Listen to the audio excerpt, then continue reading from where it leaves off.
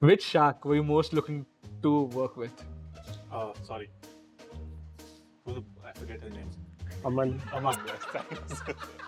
Is the current valuation more than what you guys had quoted in the first season of Shark Tank? No, Shark Tank's number was completely an inflated figure. Did you come to the show for surrogate advertisement or were you actually looking to raise funds? वो देखो आइला plane.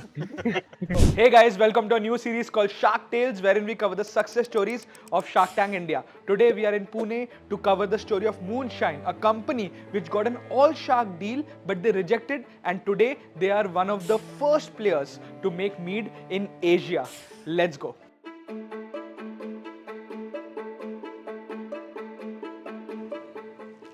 Hi. How's it going? All good, all good. So what do you do in this company?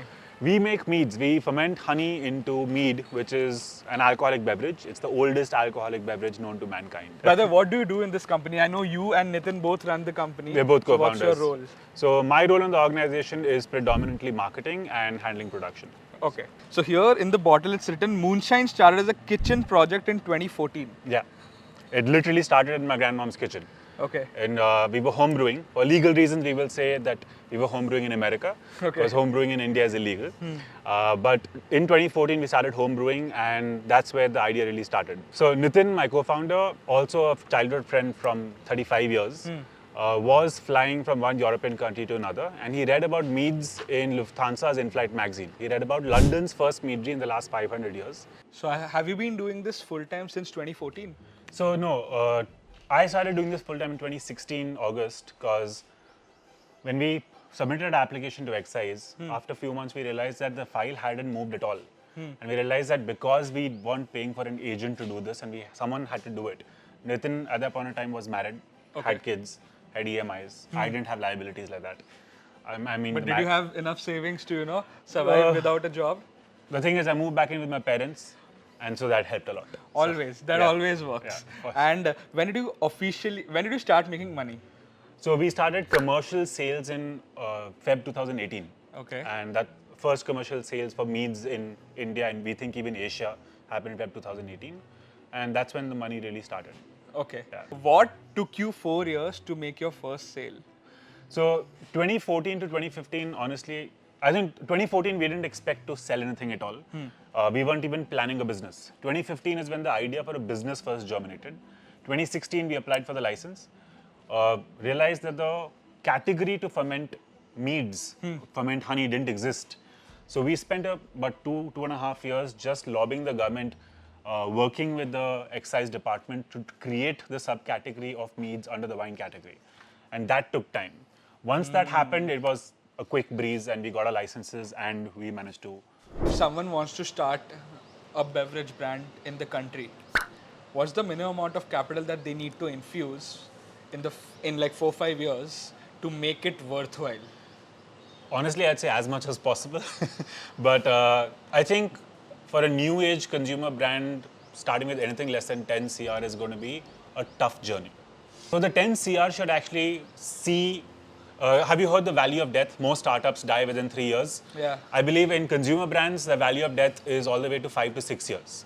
So I believe a consumer brand, especially an alcohol brand, should have enough capital, and that's why the 10 CR, should have enough capital to sustain 5 to 7 years. You can raise all the 10 CR up front, or you can raise it in tranches over time. Okay. But the idea is you should have an ability to raise capital because it is not just capital intensive. To survive in the market, to grow, to do marketing in the to basically grow the brand awareness, brand presence, that costs money. So I'm very fascinated by the entire process. Sure. How it's made to how it reaches the end consumer. Can you show it to me? Sure, would love to. This is our production facility. And as you'll see around here, we have about 6 tanks here. And This smell, of fermentation. I love the smell of fermentation in the morning. yeah. And this starts off quite simply. How we do it is we take honey. Good quality honey matters. Quality in is quality out. We blend that with water. We add yeast. We add some nutrients. We temperature control all of this. Every day, the fermenting mead is checked to make sure quality parameters are met with. And after about 10 to 12 days, fermentation is complete. We filter, we carbonate any flavor additions, and I'm doing flavor addition because we don't use any artificial flavors or even nature identical flavors. We use only the real deal. So we're using guava chili. We actually use guavas and bhujilaka chilies. Grilled pineapple is actually pineapples grilled over coal.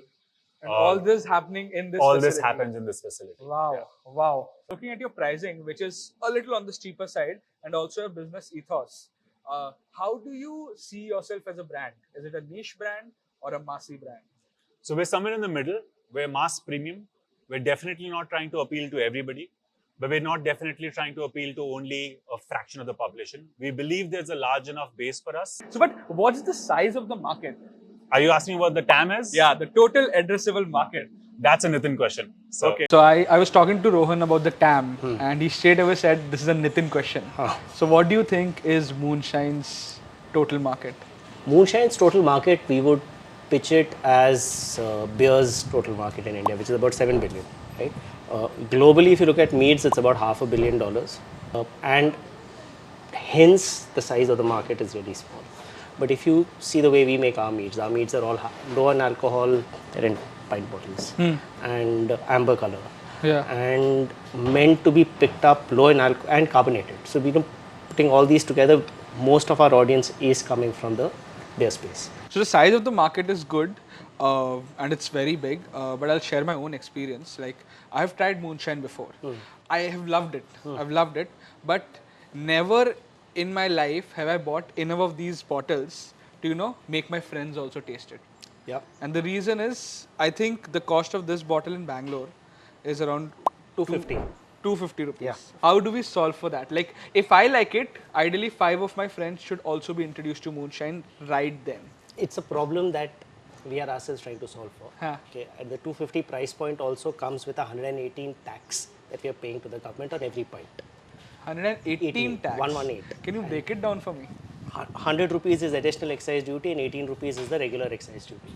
Okay. And that the additional excise duty is essentially a taxation structure that both Karnataka and Maharashtra have levied against any wines coming from outside the state to protect their wines. During your Shark Tank appearance, you said that you have a 75% gross margin, right? Is it the same right now? No, it's come down. It has come down because the costs have changed a little bit. Taxation structures have changed a little bit. Every year the taxation structure changes a little bit. Our average margin will keep changing as we add new markets to it. For example, if you added a Himachal is like a Goa market.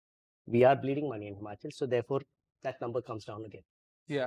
Right. So every market you see a net adjustment happening, which is fine as long as you're net above 60. I think you're fine. So till now, whichever companies I've spoken to who went to Shark Tank, they describe their business as before Shark Tank, after Shark Tank. In your case, how has that been like? What was We the went to impact? Shark Tank in 2020. I mean, we interviewed in 2018 for Shark Tank. 2018. 2020 in October. Sorry, 2020 October. I think it was telecast 2021, if I'm not Yeah, mistaken. 2021. From then till now, we've already grown 3x in terms of just revenues. What were the revenues in 2020 when you applied? And we applied in 2020 was a shit year. 2020, I think we were doing about 3.5 crores of top line. 2021, when you came to Shark Tank, you said that you will finish the year in 9 CR. But that didn't happen. We closed the year at about 6 CR. Okay. And however, this year we are close to trebling that number. And well poised to close the year after that on another 40 to 50% growth. So during your pitch in Shark Tank, you were discussing revenue multiples. So for a company in your category, what's a good multiple to decide the valuation? Our multiples have generally been between 10 and 15x. It's never been more than that. And however, if your unit economics are not sound, I have seen cases where revenue multiples of 5x are also being offered to new brands. Right? So this is a rapid fire round. Okay, you got to answer all the questions quickly. So first of all, who out of the two came with the original concept? Me. Yeah. Who made the original concept first time? Him. Okay. He's the idea man, I execute. Which shark were you most looking to work with? Sorry. I forget his name. Aman. Aman, yes. Aman, because he's created a new age consumer brand recently. right? And I think he's done a damn good job. I think Vinita for me. Okay. Like the shark said, did you come to the show for surrogate advertisement or were you actually looking to raise funds? आपको सिर्फ promotion और surrogate चाहिए shark tank से और कुछ नहीं चाहिए 100% we wanted awareness for the brand. Awareness for the brand was something we were looking for, and we got that. With the current revenue figures and the multiples that we discussed, is the current valuation more than what you guys had quoted in the first season of Shark Tank? No, Shark Tank's number was completely an inflated figure. So as to not enter a negotiation at all. Except for Moonshine, which is your preferred liquor spirit. Mahua. Penny. What's your favorite flavor from Moonshine? Moonshine? So warm sunny day, salted cocoa mead. So refreshing. Really good. I like the Too grill, guava chili. good. Mine is grilled pineapple. It's my favorite. And the last question is, who's your biggest competitor in the country? Budweiser. Yeah, true. Yeah. Nice. On that ambitious note, you're gonna end the show. Thank you so much for Thank doing you it. so much. Really. That's all for today's video, guys. अगर आपको ये video अच्छा लगा तो अभी के अभी like button दबा दो. And if you want me to feature a startup, then comment the name of the company. And अगले हफ्ते ही हम उनके ऑफिस या फिर फैक्ट्री पहुंच जाएंगे. आज के लिए इतना ही. Goodbye.